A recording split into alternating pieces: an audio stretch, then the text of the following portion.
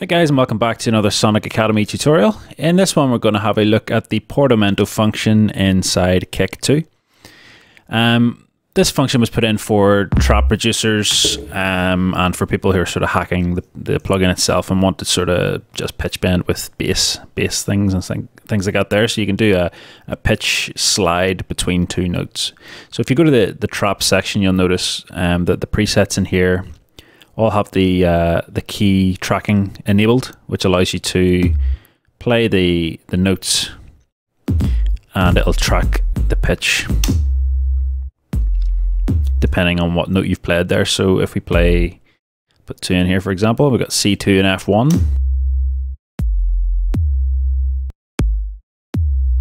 I'll go for one that's easier to hear. I'll go up the octave so you can hear it better.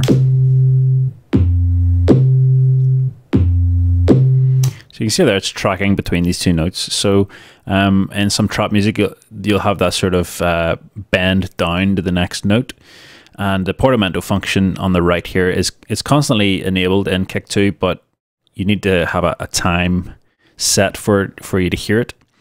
And it also defaults in that you need to have your original note and the note that you're pitching down to. So even if I turn this time up, you're not going to hear anything unless we have an overlapping note. So if I play that round, even with the time up,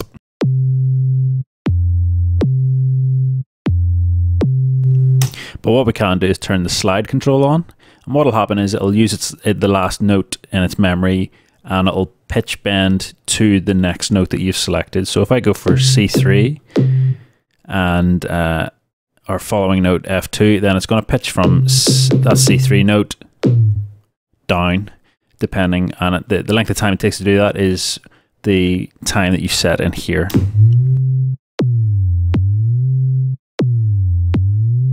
And I'll just bring that down a couple octaves.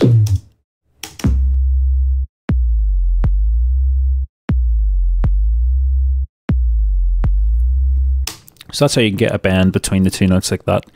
But if, for example, you didn't want the bend to come from F1 back up to C2, so if you just wanted the C2 to be its original key and then your next hit bending down to F1, and then when you come back to C2 that it just plays C2 again and doesn't bend back up, you can do that by getting rid of the slide control then. And what you have to do is give it a note that it's going to start from and go to. So we're going to start from C2 and we're going to want to go down to F1, and we need to move the start point of F1 behind that C2 note. So it's going to hit on C2, it's going to be C2, and then it's going to bend down to whatever note you bring in. And that bend's only going to start whenever that F1 note hits. So if you want the bend to happen here, or here, or here, or here, then it's going to do that. And the length of time it takes to do the bend down is the value you've got set here.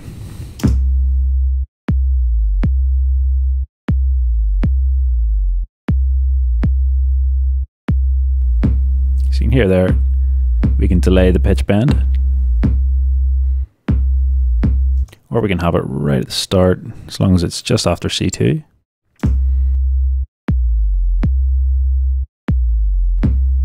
And again, the length of time that you set in here is how quick that's going to happen. So we could have a really long one.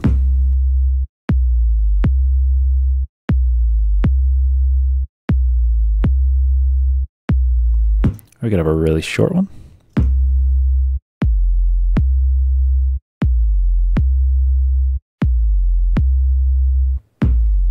Okay, so that's how to use the Portamento function in Kick 2.